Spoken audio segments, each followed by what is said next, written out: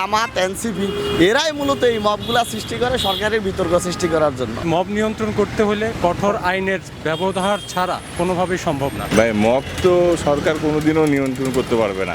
Mob নিয়ন্ত্রণের জন্য আইনও দরকার এবং সাধারণ পাবলিকের মধ্যে সচেতনতাও দরকার। একটু উগ্রপন্থী চিন্তা ভাবনা করে এরাই নর্মালি মব করে। ভালো মানুষ তো মব করার পক্ষে কখনো থাকে না। আসলে মবটা তো মানুষের মধ্যে ভয় ধরায়। এই মব করে বুঝছেন, এটা স্বার্থসিদ্ধি উদ্ধার করতেছে এক শ্রেণীর মানুষ। আইনটা হওয়া অতি জরুরি।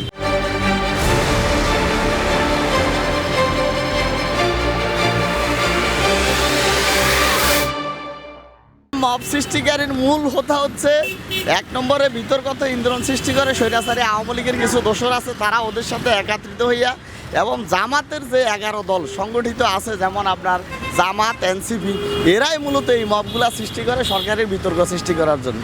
বিরোধী দল ছিল বিএনপি কখনো এই ধরনের মব সৃষ্টি করার মতো প্রক্রিয়া কখনো সৃষ্টি করে নাই।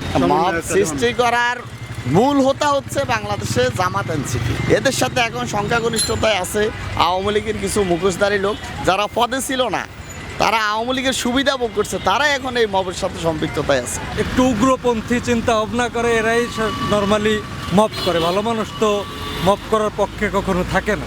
আইনের প্রয়োগ করলে অনেক কিছুই সম্ভব, অসম্ভব কিছুই না। আইন প্রয়োগ করে মব করা সম্ভব, যদি এদেরকে ভালোভাবে দমন করা যায়, এদেরকে যদি ওইভাবে করে ট্যাকেল করা যায়, অবশ্যই সম্ভব। এদের বিচারের আওতায় আনতে হবে। দেখা যাচ্ছে যখন একচাটিয়া কখনো বিচার না পাচ্ছে, এদের মব করেই যাচ্ছে, অন্যায় হচ্ছে, কিন্তু বিচার হচ্ছে না, এদেরকে কেউ শাসন করতেছে না, তখন এরা ওই সুযোগটা পেয়ে যাচ্ছে। যদি এটার বিচার করে, বিচারের আওতায় আনা হয়, তখন যারা মব করার পায়, এরা ভয়তে আস্তে আস্তে সরে আসবে। ভাই মব তো সরকার কোনোদিনও নিয়ন্ত্রণ করতে পারবে না। যতদিন মবটা উৎপত্তি কোথা থেকে হচ্ছে সেটা আগে দেখতে হবে। যদি সরকার যদি পায়, মব উৎপত্তি স্থানটা যদি চিহ্নিত করতে পারে, তাহলে নিয়ন্ত্রণ করা সম্ভব। এমনি সরকার যত আইন করুক, মব নিয়ন্ত্রণ করা যাবে না। আকস্মিকভাবে হামলা চালানো, এটাকে মব বলা হচ্ছে। কিন্তু এর পিছনে উস্কানিদাতা কারা ছিল বা কারা বর্তমানে, সরকার এটা জেনেও যদি না জানার ভান করে থাকে, তাহলে কোনোদিনও এটা নিয়ন্ত্রণ করা যাবে না।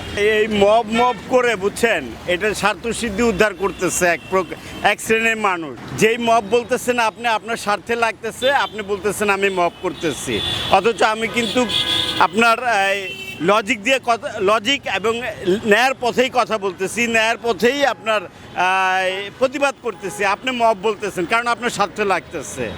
আবার আমি যখন করতেছি, আমার স্বার্থে লাগতেছে, তখন আমি আবার আপনাকে মব বলতেছি। এইটাই আর কি মব, যার যার স্বার্থ এখন সে দেখতেছে। আসলে মবটা তো মানুষের মধ্যে ভয় ধরায়, কিন্তু এটা সরকার যেটা আইন করতেছে ভালোই হচ্ছে। আসলে আইনের পাশাপাশি মানুষকে সচেতন হতে হবে। আইন শৃঙ্খলা যদি সঠিকভাবে প্রচলিত হয় আর কি, চালু হয়, তাহলে মব থাকবে না আর কি। এটা আইনের মাধ্যমেই এটা নিয়ন্ত্রণ সম্ভব এবং মানুষকে সচেতন হতে হবে।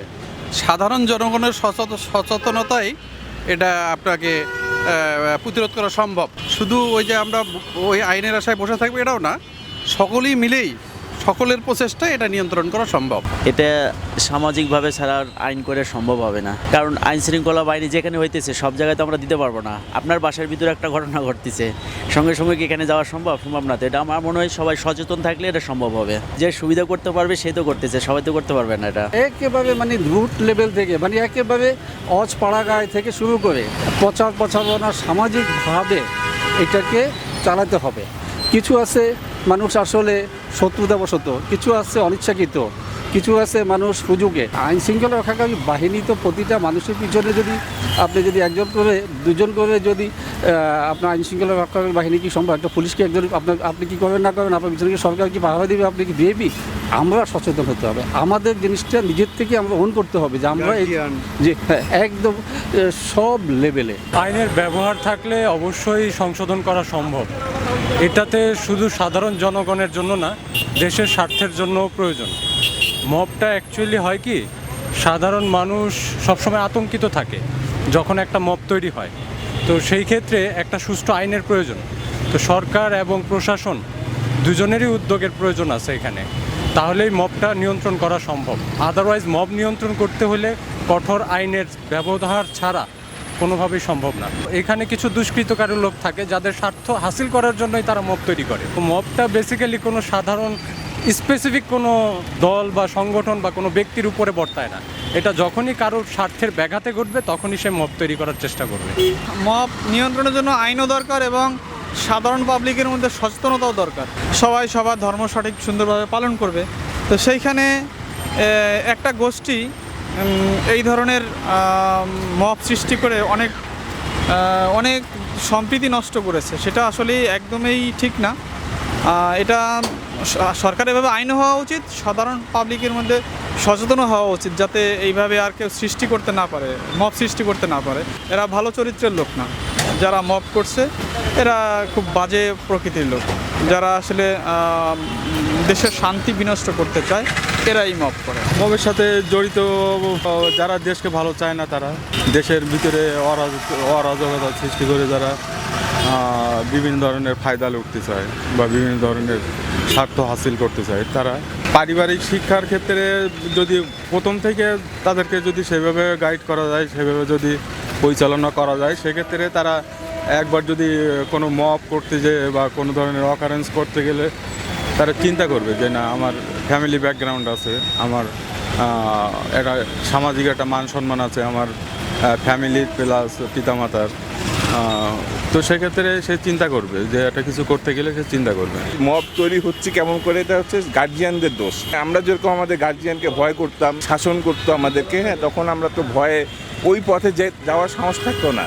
বর্তমানে যে পরিস্থিতি, তা ছাত্রদের বা যে কোনো কথাই বলা হোক, মব যারা করতেছে তাদেরকে নিয়ন্ত্রণ করার মতো বা গার্জিয়ান যারা পর্যায়ে, তারা হাতের বাইরে। এর মধ্যে আমি তথ্য প্রযুক্তিও যুক্ত করব, প্লাস বাবা মাদের অবহেলা, শাসন ব্যবস্থা, হ্যাঁ। আর যারা পড়াশোনা করতেছে ভালো ছাত্র, তারা কোনোদিনও মবের মধ্যে নাই। যারা পিছিয়ে পড়েছে, হ্যাঁ, পড়াশোনা থেকে দূরিত বঞ্চিত বা সামাজিক থেকে পারিবারিক থেকে, হ্যাঁ, তারাই খালি মবের কাছে যুক্ত হয়ে আছে। ফেসবুকে এবং আপনার সোশ্যাল মিডিয়া যেটা হচ্ছে, যাচাই বাছাই যাবে না, কে কি বলল সেটা দেখা গেল যেটা ঘটে নাই সেটা আরও 4 গুণ বেশি আপনার আতঙ্ক সৃষ্টি হয়ে যাচ্ছে। মব করছে আসলে ওই যে বেশিরভাগই হলো স্বার্থন্বেষী কিছু মহল আছে। দেশের যদি আইন শৃঙ্খলা পরিস্থিতি নিয়ন্ত্রণে থাকে, আইন যদি প্রণয়ন হয়, তাহলে সবাই আইনের ধারাবাহিক অনুযায়ী কথা বলবে, তাহলে তো ওই মবের বিরুদ্ধে আর কেউ সোচ্চার হবে না। যদি কোনো একটা ভূমিকায় সে আন্দোলন করতে যায়, তাহলে তার প্রথমত চিন্তা ভাবনা আসবে আসলে যে আমি যে ধারাবাহিকতায় আমি আন্দোলন করতে যাচ্ছি, ওটার ভিত্তিতে একটা আইন প্রণয়ন আছে, আমি আইনের বাইরে কথা বলতে পারবো না। কথা বলা মানে আমরা একটা বিপদগ্রস্ত হইতে পারি।